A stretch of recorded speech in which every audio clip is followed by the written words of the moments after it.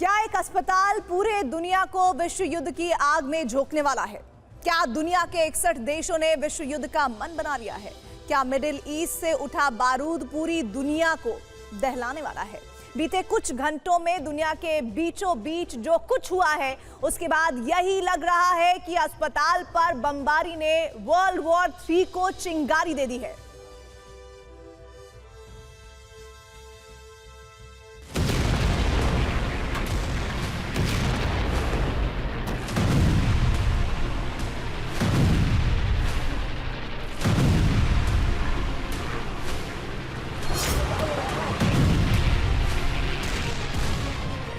الغزاة نحن شعب واحد نحن دم واحد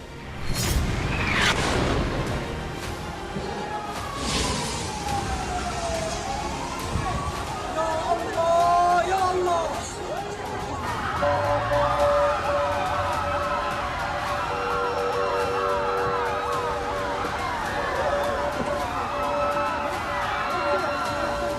Hamas murdered children in front of their parents, and parents in front of their children.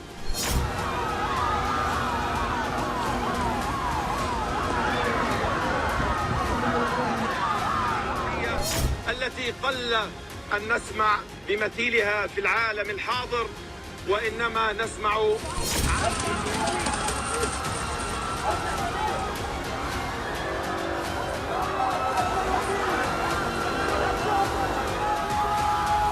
I was deeply saddened and outraged by the explosion at the hospital in Gaza yesterday.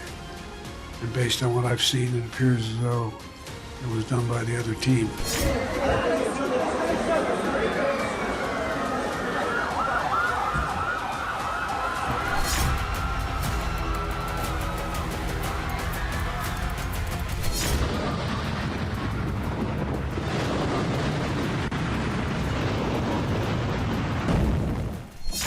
साल 1914।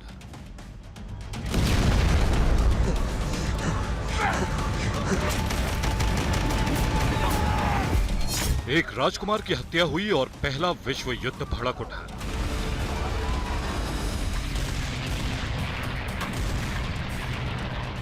चार साल तक विश्व युद्ध की आग में 5 करोड़ से ज्यादा इंसान जलकर भस्म हो गए।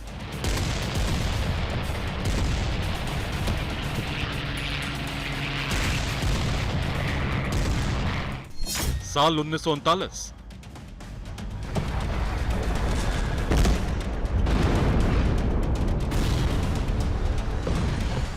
दुनिया के नक्शे पर 2 छोटे छोटे देशों के बीच जंग दुनिया में फैल गई।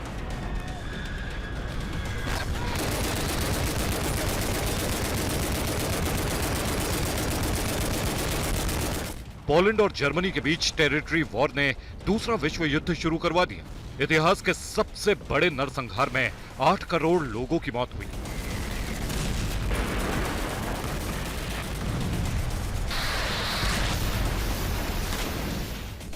साल 2023।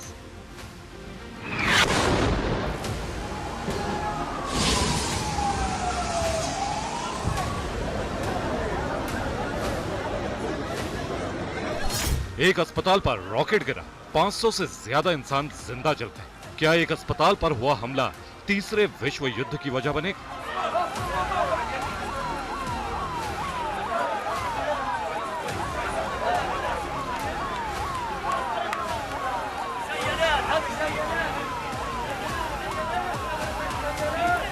I can confirm that an analysis of the IDF operational systems indicates that a barrage of rockets was fired by terrorists in Gaza, passing in close proximity to the El Hali Al Maadi hospital in Gaza at the time it was hit. Intelligence from few sources that we have in our hands indicates that the Islamic Jihad is responsible for the failed rocket launch which hit the hospital in Gaza. I repeat, this is the responsibility of Islamic Jihad that killed innocents in the hospital in Gaza.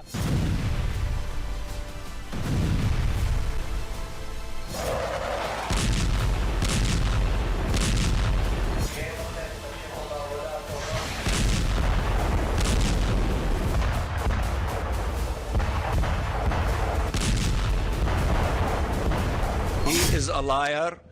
His spokesperson and digital spokesperson tweeted that Israel did the hit, thinking that there is around this hospital a base for Hamas, and then he deleted that tweet. We have a copy of that tweet.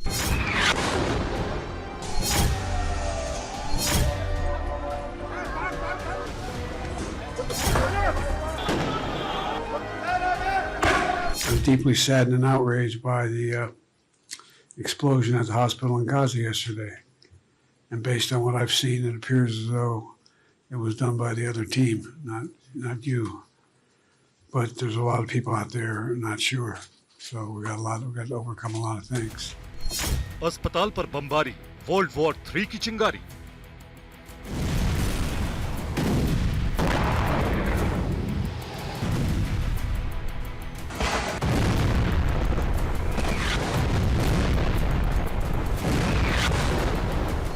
Gaza के अस्पताल पर हुए हमले की हर तरफ निंदा हो रही है। किसने हमला किया, कौन गुनहगार है, किसकी साजिश है, अभी इन सवालों का पक्का जवाब मिलना बाकी है।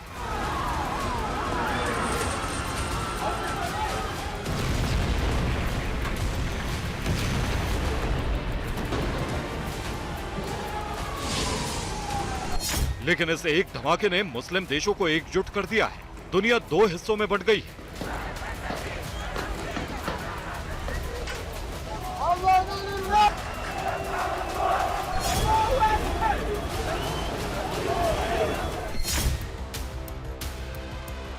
एक तरफ इजराइल के दोस्त हैं, दूसरी तरफ इजराइल के दुश्मन।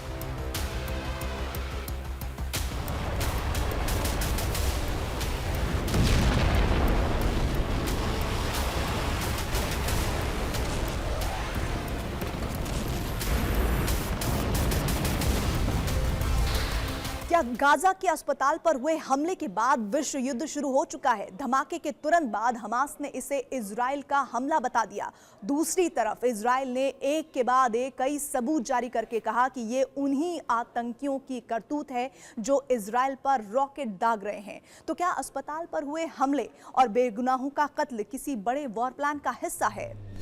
गाजा बना धर्म युद्ध, छिड़ेगा विश्व युद्ध।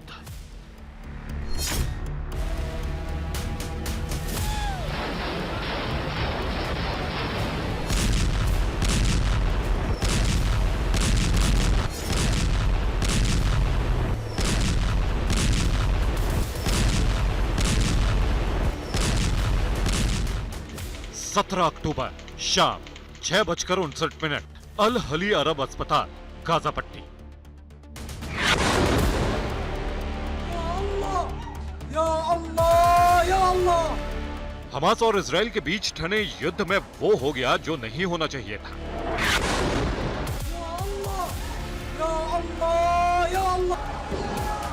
गाजा पट्टी में बरसते शोलों के बीच एक रॉकेट वहां गिर गया जहां घायल, बीमार, मजबूर और बेबस लोग थे।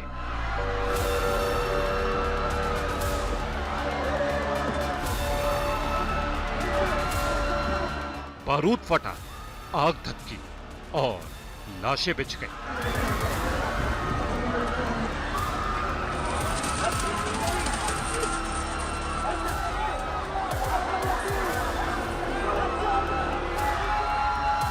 अल अली अरब अस्पताल में हुए रॉकेट हमले के तुरंत बाद हमास और फिलिस्तीन ने इसका आरोप इजराइल पर लगाया।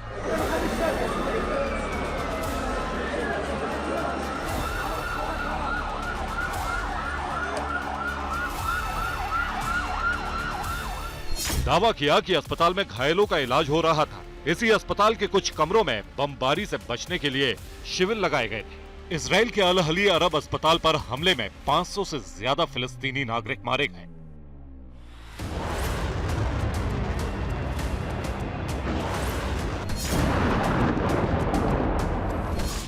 हमले के तुरंत बाद सोशल मीडिया पर अल अली अरब अस्पताल पर हुए हमले के दिल दहला देने वाले वीडियो सर्कुलेट होने लगे।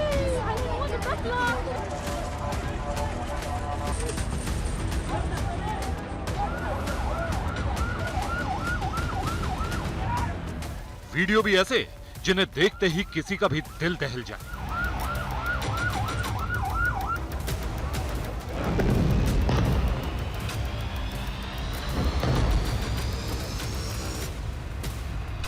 अस्पताल में चारों तरफ लाशों के ढेर लगे थे। कोई मासूम फर्श पर घायल पड़ा था, कोई दर्द से करहा रहा था।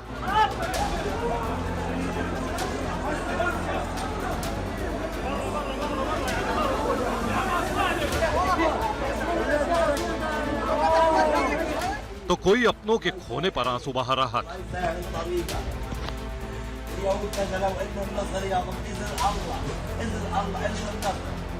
जैसे ही ये तबाही का मंजर दुनिया के सामने आया, सबको झकझोर गया।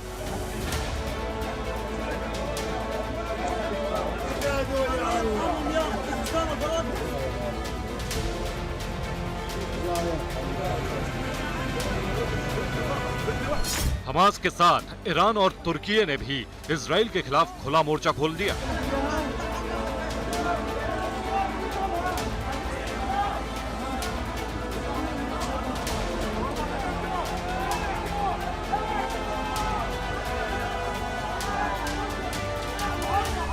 हमास ने कहा कि गाजा पट्टी के अल अहली अरब अस्पताल में इजराइल ने बमबारी की, जिसमें कम से कम 25 फिलिस्तीनी डॉक्टरों की भी मौत हो गई। हमास ने दावा किया कि इस नरसंहार में अमेरिका के मार्क 84 बम का इस्तेमाल हुआ था। 925 किलो वजन वाला ये बम 800 मीटर के दायरे में लाशें बिछा देता है।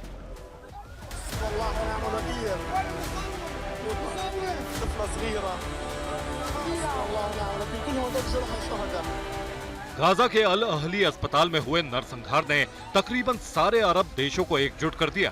फिलिस्तीन के राष्ट्रपति मोहम्मद अब्बास ने कहा कि यह अक्षम्य अपराध है, इसलिए इसे कतई माफ नहीं किया जाएगा। ما جرى هذه الليلة فاجعة كبيرة ومجزرة حرب بشعة لا يمكن السكوت عنها أو أن نجعلها تمر دون حساب.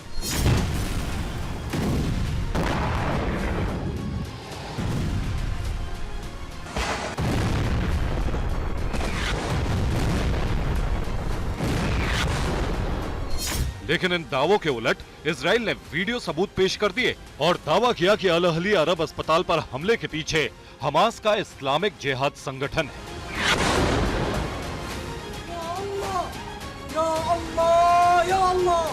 I repeat, this is the responsibility of Islamic Jihad that killed innocents in the hospital in Gaza.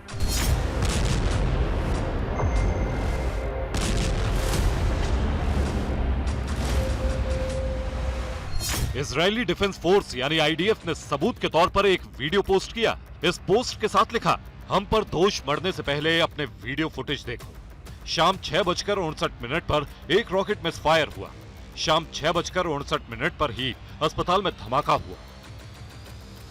Israeli defence force ने जो वीडियो जारी किया उसमें साफ साफ दिख रहा है कि एक रॉकेट आसमान में उठता है, हवा में जाकर मिसफायर होता है, रॉकेट का एक हिस्सा जमीन पर गिरता है और वहां बड़ा धमाका हो जाता है।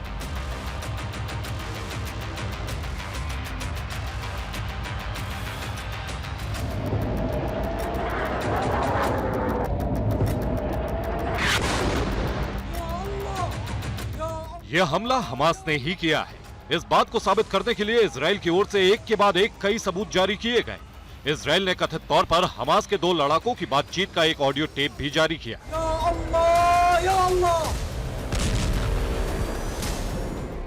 أول مرة بنشوف الصاروخ زي هيك والشظايا هذه فبقول لك تبع الجهاد الثوري في الجهاد الإسلامي هاي. إيه؟ فهم بقولوا تعاون الجهاد الإسلامي. إنه من عندنا هذا؟ شكله من عندنا अस्पताल पर हमला किसने किया, कौन सच बोल रहा है, कौन झूठ, इसका फैसला शायद ही कोई कर पाए। एक अस्पताल में हुई 500 निर्दोषों की मौत की घटना को महायुद्ध के खेमे तैयार करने के लिए इस्तेमाल किया जा रहा है और इस एक घटना ने अमेरिका को बहुत बड़ा झटका दिया है।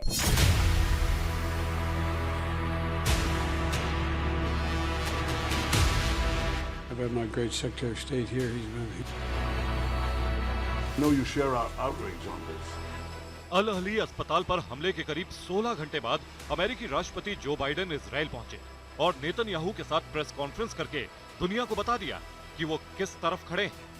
For a simple reason. I want the people of Israel, the people of the world, to know where the United States stands. I've had my great Secretary of State here. He's been here for a lot. but I wanted to personally come and make that clear. Hamas murdered children in front of their parents and parents in front of their children. They burnt people alive. They raped and murdered women. They beheaded soldiers. They searched for the secret hiding places where parents hid their children. And just imagine, Mr. President, the fear and the panic of those little children in their last moments. Netanyahu के साथ खड़े होकर Joe Biden ने अरब देशों को भी साधने की कोशिश की। उन्होंने एक तरफ इजराइल को क्लीन चिट दे दी तो दूसरी तरफ कह दिया कि फिलिस्तीन को मदद की जरूरत है। I'm deeply saddened and outraged by the explosion at the hospital in Gaza yesterday. And based on what I've seen, it appears as though it was done by the other team, not you. But there's a lot of people out there not sure. So we've got to overcome a lot of things. And it also means encouraging life-saving capacity to help the Palestinians who are innocent, caught in the middle of this. Biden ने Netanyahu के बगल में बैठकर Israeli force को clean chit दे दी तो America और अरब देशों में तलवारें खिंच गईं।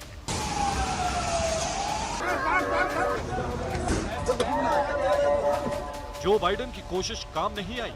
अस्पताल पर हमले की घटना के बाद तकरीबन सारे अरब देश अमेरिका के खिलाफ खड़े हो गए और अमेरिकी राष्ट्रपति जो बाइडेन का पूरा प्लान चौपट हो गया।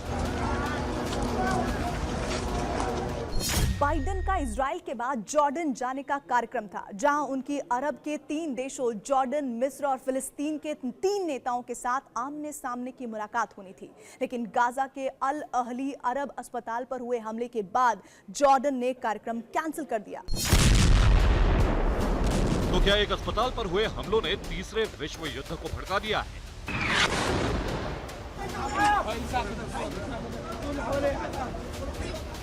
यरूशलेम की मस्जिद से ऐलान हो रहा है कि अब सबको जंग के मैदान में उतरना होगा। ईरान के विदेश मंत्री ने अपने एक्स हैंडल पर लिखा टाइम इज ओवर, यानी समय समाप्त हो चुका है। तो सीरिया में ईरान के दूतावास ने ट्वीट किया टाइम इज अप, मतलब समय पूरा हो गया है। ईरान के राष्ट्रपति ने भी धमकी दी कि गाजा अस्पताल में घायल फिलिस्तीनी नागरिकों पर गिराए गए अमेरिकी इजराइल बमों की लपटें जल्द ही यहूदियों को भस्म कर देंगी। सऊदी अरब ने इसे इजरायली सेना का बर्बर और घृणित अपराध बताते हुए अंतर्राष्ट्रीय समुदाय से दोहरा रवैया छोड़ने को कहा। मिस्र के राष्ट्रपति अब्देल फताह अल सीसी ने अपने एक्स हैंडल पर लिखा, इजराइल की बमबारी की कड़ी निंदा करता हूं, ये साफ तौर पर अंतर्राष्ट्रीय कानून का उल्लंघन है। सीरिया के राष्ट्रपति ने इसे घृणित और खूनी नरसंहार बताया, जबकि जॉर्डन ने इसकी तुलना युद्ध अपराध से की। पीछे रूस भी नहीं रहा। पुतिन के करीबी दिमित्री मेदवेदेव ने कहा, अस्पताल पर हमला युद्ध अपराध है। अंतिम जिम्मेदारी उनकी बनती है जो अलग अलग देशों में युद्ध से पैसा बना रहे हैं।